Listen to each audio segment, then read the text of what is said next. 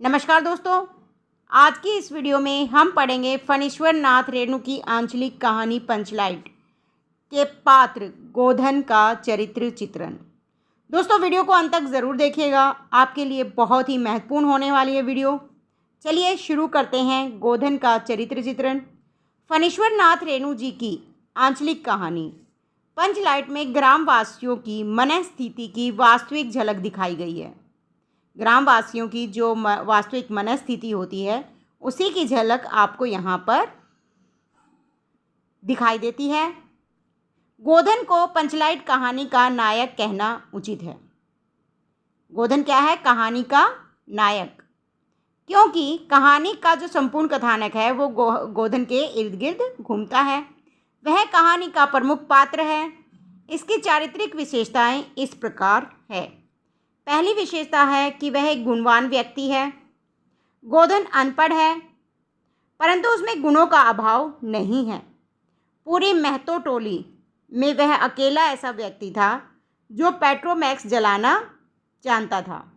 वह स्पिरिट की जगह नारियल का तेल प्रयोग करके पंचलाइट जलाकर अपनी चतुरता का परिचय देता है। उसकी दूसरी विशेषता है समाज की प्रतिष्ठा के प्रति संवेदनशीलता। गोधन अपने अपमान को भूलकर अपनी महतो टोली की इज्जत के लिए पंचलाइट जलाने जाता है। इससे पता चलता है कि वह समाज की प्रतिष्ठा के प्रति संवेदनशील है।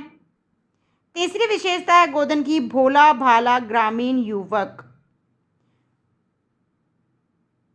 गोधन एक भोला भाला ग्रामीण युवक है।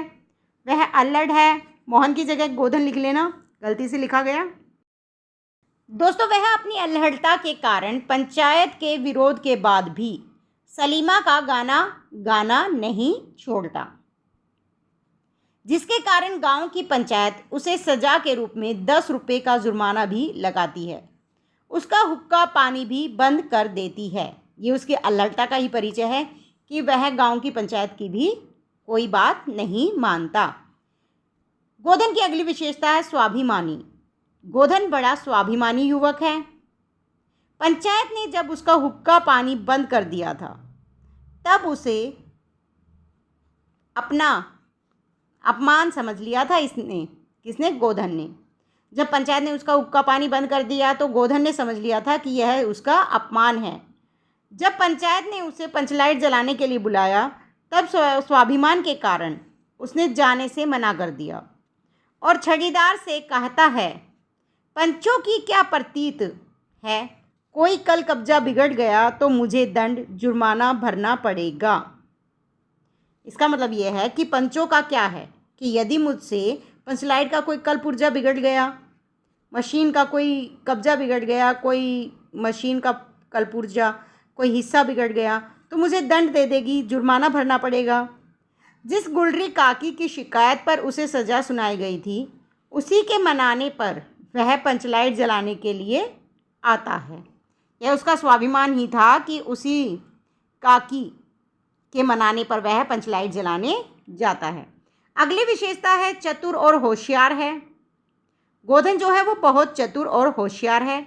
इसका प्रमाण है कि वह अकेला ऐसा युवक है जो महतो टोली में पेट्रोमैक्स जलाना जानता है। पूरे दोस्तों महतो टोली में जितने भी युवक हैं, जितने भी लोग हैं, उन्हें पेट्रोमैक्स जलाना नहीं आता। सिर्फ अकेला गोधन ही ऐसा पात्र है जो पेट्रोमैक्स जलाना जानता है। और जब पेट्रोमैक्स जलाने की बात आती है तो सभी को गोधन का नाम ही याद आता है और उसे ही पेट्रोमैक्स जलाने के लिए बुलाया जाता है।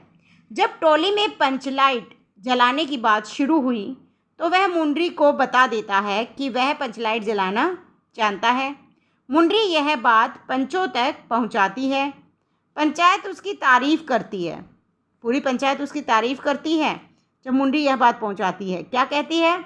उपस्थित जनसमूह में फिर मायूसी छा गई, लेकिन गोधन बड़ा होशियार लड़का है, बिना स्प्रिट के ही पंचलाइट जलाएगा।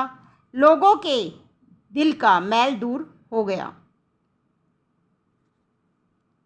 अगली विशेषता है युवा अवस्था की स्वाभाविक प्रवृत्ति।